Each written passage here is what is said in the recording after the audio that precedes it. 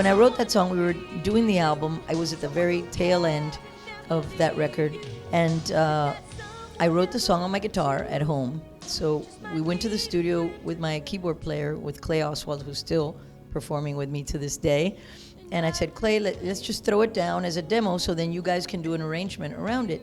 And then I went back to sing it, and there was no way that I could get it to have the emotion that it had from that day. So you know what? We left it. So actually, that is the dummy vocal.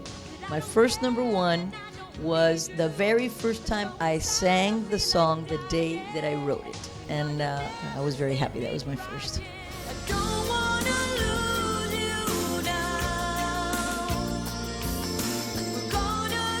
Don't Want to Lose You, I actually did the arrangement on this chintzy little keyboard that I had at home. It was the first time that I had taken control of doing the entire thing, not only just writing the song on my guitar, but actually performing it on a keyboard so that my guys could hear it.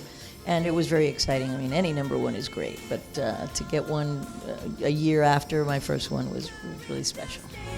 Coming out of the dark, finally see the light now. Coming Out of the Dark was a giant love letter and thank you to all the fans worldwide that were such a part of my recovery after I broke my back in a tour bus accident in 1990, March 20th of 1990. And I hadn't left my house for 3 months. Emilio always knew that music was a very healing force for me. So he came to me and he said, look, I found this piece of paper that I had written these words on the day that we moved you to New York. I'd really like for you to come to the studio with me. So I felt bad for him because he had been locked up with me for 3 months. He wouldn't leave the house. He was walking me, sitting me up, laying me down, bathing me.